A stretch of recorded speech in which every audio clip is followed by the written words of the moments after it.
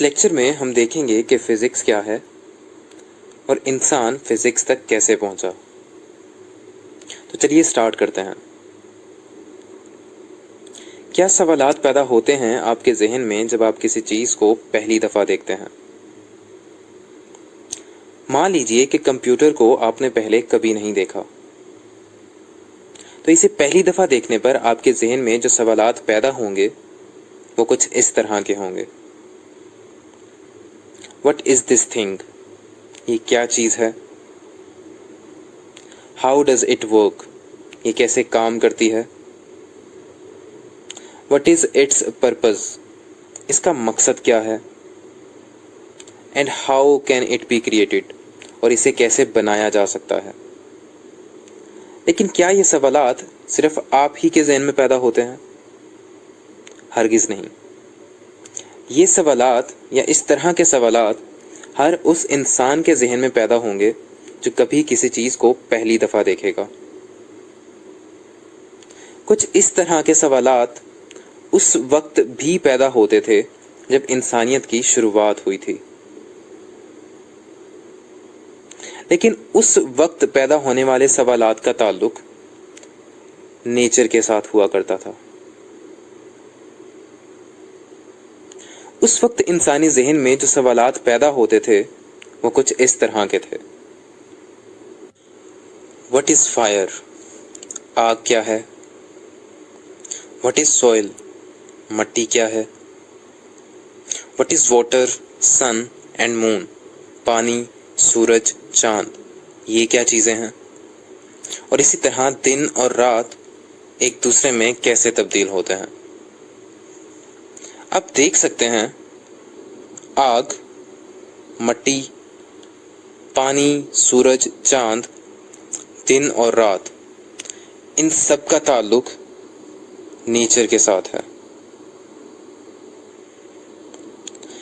इंसान की ये फितरत है कि जब उसके ज़हन में सवालात पैदा होते हैं तो वो इन सवालात के जवाबात ढूंढने के लिए ऑब्जर्वेशंस करता है, और उसकी ये ऑब्जर्वेशंस दुरुस्त हैं या नहीं हैं ये देखने के लिए उसे एक्सपेरिमेंट्स करना पड़ते हैं। और वो नॉलेज जो उसे ऑब्जर्वेशंस और एक्सपेरिमेंट्स से हासिल होता है साइंस कहलाता है। So the knowledge gained from observations and experiments is called science. शुरुआत में साइंस में सिर्फ एक ही सब्जेक्ट पढ़ा जाता था जो कि नेचुरल फिलॉसफी कहलाता था। नेचुरल फिलॉसफी, ये वर्ड दो हिस्सों पर मुश्तमिल है, नेचुरल एंड फिलॉसफी। यहाँ नेचुरल से मुराद वो तमाम चीज़ें हैं जिनका ताल्लुक नेचर से होता है, और फिलॉसफी का मतलब है थिंकिंग विथ विजडम, अक्लमंदी के साथ सोचना। The philosophical study of natural things or nature is called natural philosophy. The philosophical study of nature and physical universe that was dominant before modern science is called natural philosophy.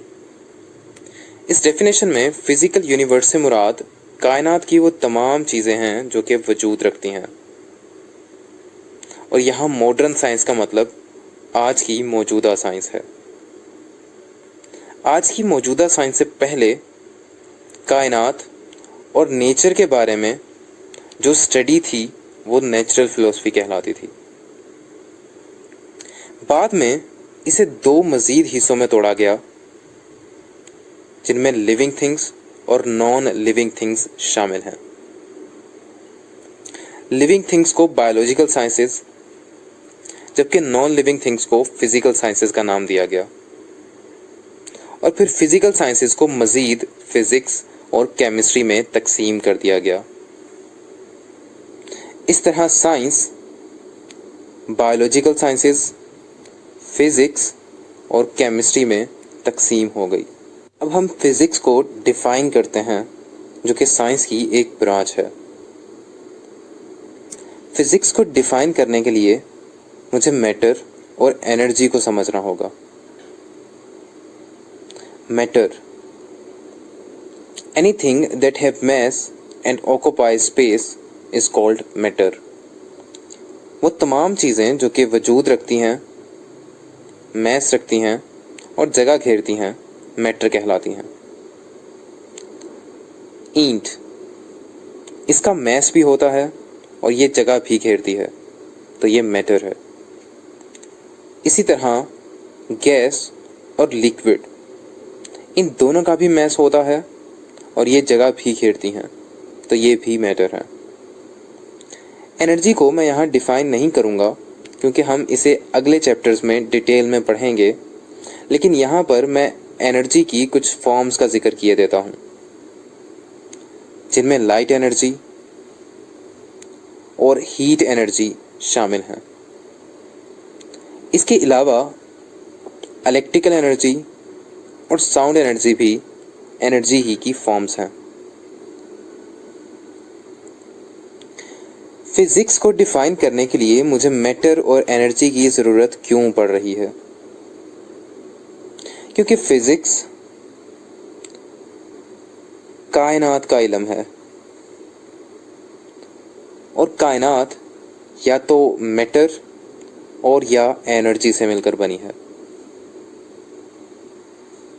So matter, energy और इनका relationship, इन तीन चीज़ों की study physics कहलाती है।